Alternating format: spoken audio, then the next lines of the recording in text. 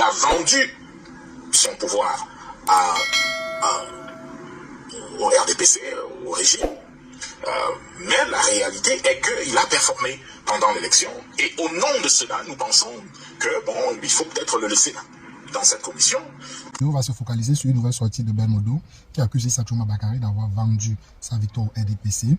Vous savez aussi qu'il y a quelques jours, le journal Jeune Afrique a fait une publication nous disant que le régime de Yaoundé est en train de préparer un moyen pour changer la constitution et introduire un titre de vice-président. Donc Ben Modo nous donne les détails sur ce qui se passe en coulisses sur ce titre de vice-président et il nous annonce aussi que Issa Choma a vendu sa victoire au RDPC. Sans plus tarder, c'est parti. Changer. Mais bon, on va quand même rester dans la logique que le monsieur a été dans une élection. On sort d'une élection. Il a quand même fait un score remarquable, 76%, c'est pas petit. Il a vendu son pouvoir au RDPC, au régime. Mais la réalité est qu'il a performé pendant l'élection. Et au nom de cela, nous pensons que, bon, il faut peut-être le laisser dans cette commission, peut-être lui donner une chance de se...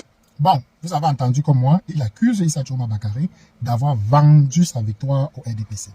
Mais ce qui nous interroge, c'est que si Choma a vendu sa victoire au RDPC, est-ce que Ben Modo a les preuves ou bien est-ce qu'il est juste agacé de ce qui s'est passé entre lui et Issa Choma? Vous savez qu'il avait été banni par l'entourage d'Issa Choma Bakary et au final, on l'a lâché comme un chien. Donc, je me demande si Ben Modo n'a toujours pas digéré cet épisode. Parce que venir dire que Issa Choma a vendu l'élection et que tu ne donnes pas les preuves, ou bien tu ne donnes pas les détails, qu'est-ce qui te fait penser que... et quelles sont les données que tu as pour dire que Issa Choma a vendu les élections? Donc, vous les amis, est-ce que vous pensez que Issa Choma a vendu les élections? Moi, en tout cas, j'ai besoin d'un peu plus pour pouvoir affirmer qu'il a vendu les élections. Je sais que Ben Modo est quelqu'un de très prudent. Donc, venir et déclarer qu'il a vendu les élections comme ça, il doit avoir des éléments que nous n'en avons pas. Mais je ne veux pas me baser seulement sur ce qu'il dit, parce qu'on connaît son différend qu'il a avec Chiroma. Donc, est-ce que c'est ce différend qui le pousse à dire ça? Ou bien que Ben Modo est encore objectif? Donc, c'est la question que moi, je me pose. Vous, qu'est-ce que vous pensez? Est-ce que vous pensez qu'Issa Choma a réellement vendu le combat? Est-ce qu'il a vendu sa victoire? Est-ce qu'il a trahi le peuple camerounais?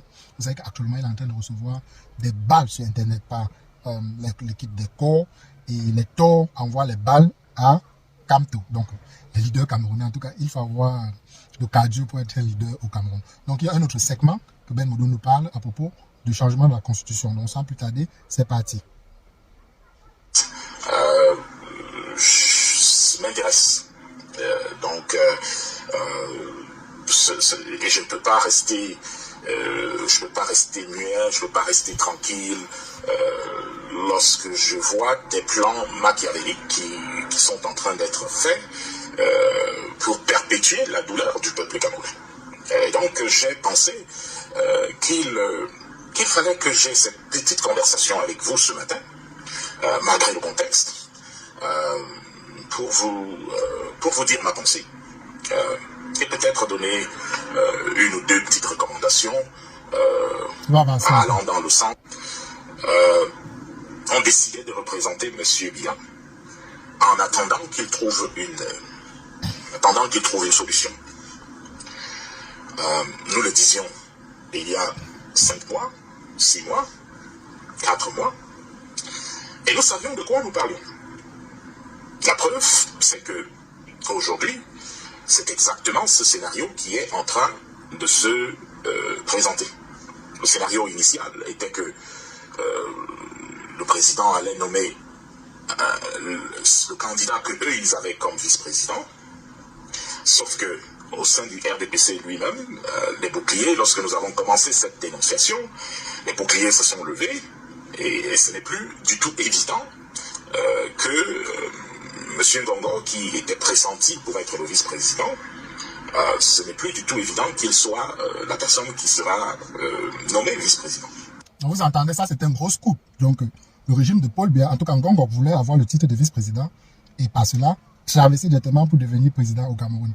Apparemment, certaines personnes du clan, je ne sais pas si c'est d'en face, là où c'est le clan Nanga, ou bien c'est quel genre de clan, se sont opposés et apparemment, Ngongo n'est plus pressenti pour devenir le vice-président au Cameroun. On continue.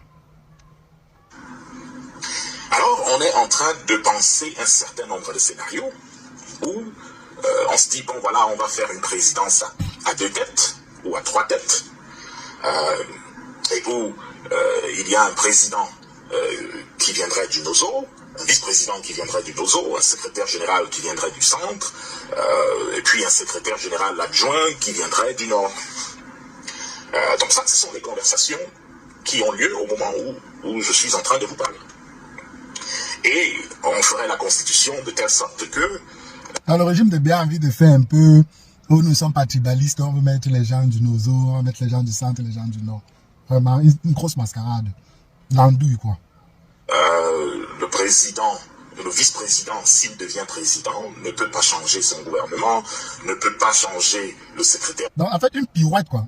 On va mettre quelques têtes pour essayer de dire que vous voyez, nous ne sommes pas tribalistes, mais les gens qui vont détenir le pouvoir, ce sont les gens qui ont le pouvoir aujourd'hui au Cameroun. Donc, rien ne doit changer, juste un changement de façade pour calmer un peu les Camerounais. Vraiment. Ils prennent vraiment des Camerounais pour des cons. Général ne peut pas changer le secrétaire général adjoint. Bref, et on concentrerait donc l'administration du Cameroun entre les mains du secrétaire général. Voilà le plan qui est en train de se concocter en ce moment. Qui est le secrétaire général à la présidence? Je ne sais même pas si c'est Bono Ayolo ou bien c'est... Bref. Donc c'est lui qui va être président au Cameroun? C'est lui en tout cas qui va tenir, qui aura le rôle symbolique de président. Vous savez, comme je vous ai dit il y a 5 mois ou 6 mois, je pense que c'est un plan machiavélique. C'est un plan qui n'aide pas le Cameroun. Et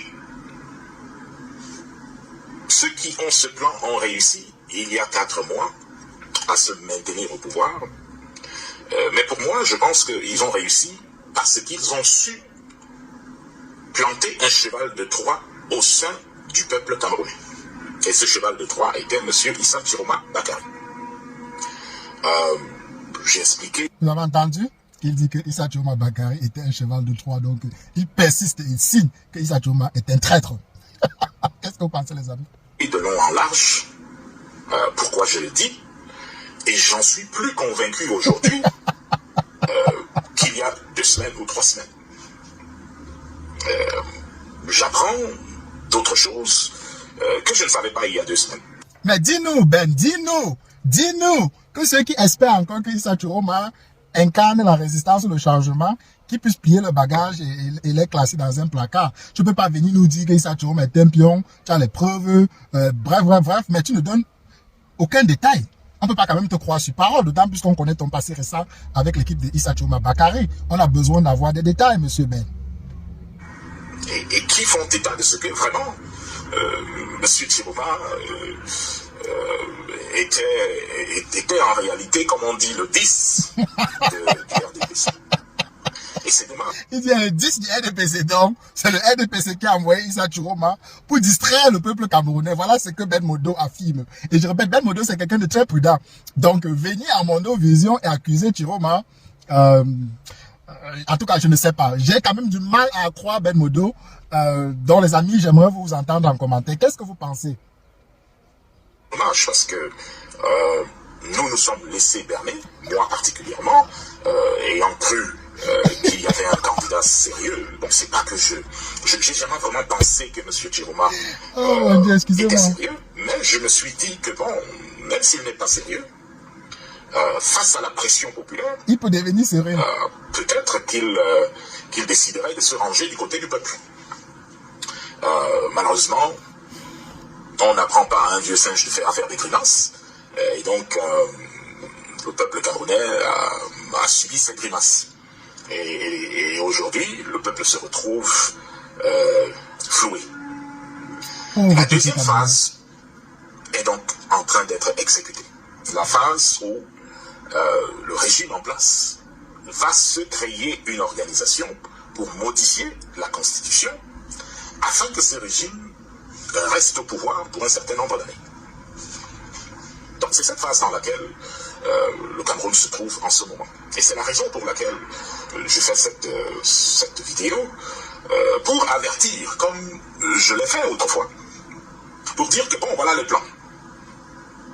Il y a des gens qui pensent qu'ils sont faits pour la tête de l'État.